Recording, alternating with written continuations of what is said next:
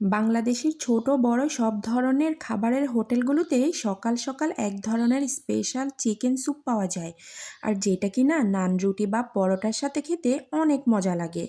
তো আজকে আমি সেই রকমই একটা চিকেন স্যুপের রেসিপি শেয়ার করব আপনাদের সাথে।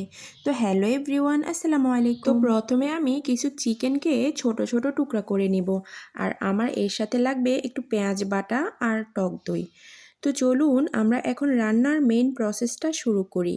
তো চিকেন স্যুপ রান্নার জন্য আমি একটা হাঁড়িতে তেল দিয়ে সেখানে পেঁয়াজ বাটা, আদা রসুন বাটা আর টক দই দিয়ে ভালো করে কষিয়ে নিব।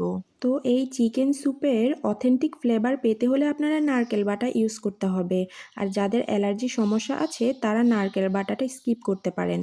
তো এখন আমার মশলাগুলো যখন ভালো করে কষানো হবে, আমি এর মধ্যে দিয়ে দিব লং, এলাচ, দারচিনির যে গুঁড়া করা একটা মশলা, আর সাথে দিব একটু জিরা আর গোলমরিচের গুঁড়া।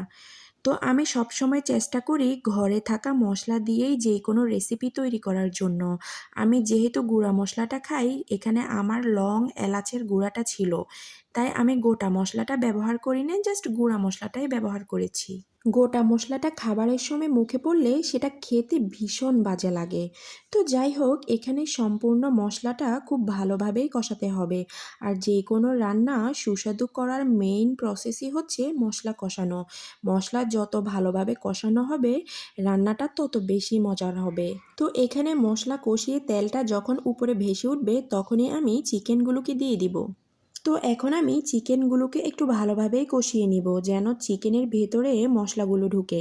আর যখন চিকেনগুলো কষানো হয়ে যাবে, আমি দিব এখানে কিছু লিকুইড দুধ। আমি পানির পরিবর্তে লিকুইড দুধই ব্যবহার করব। আর লিকুইড দুধ দিলে এর গ্রেভিটা কিন্তু ভীষণ মজা লাগবে খেতে। আর এই রান্নায় আমি একটু ঝাল আনার জন্য দিব কিছু কাঁচামরিচ, এরপর উপর থেকে একটু চিনি দিয়ে রান্নাটাকে ঢেকে দিব। আর এখন অপেক্ষা করব মাংসগুলো সেদ্ধ হয়ে ঝোলটা গাঢ় হয়ে আসার জন্য। আর এই রান্নার ঝোলের কনসিস্টেন্সিটা আপনার যতটুকু প্রয়োজন ঠিক সেভাবেই রাখবেন। চাইলে এটাকে একটু ঘনও করতে পারেন বা পাতলাও করতে পারেন। তো এই পর্যায়ে নামিয়ে নিব আমি আমার আজকের চিকেন স্যুপটা। সাথে আমি নান রুটি বানিয়েছি, আর এই শীতের সকালে নান রুটি আর চিকেন স্যুপ কিন্তু ভালোই লাগে।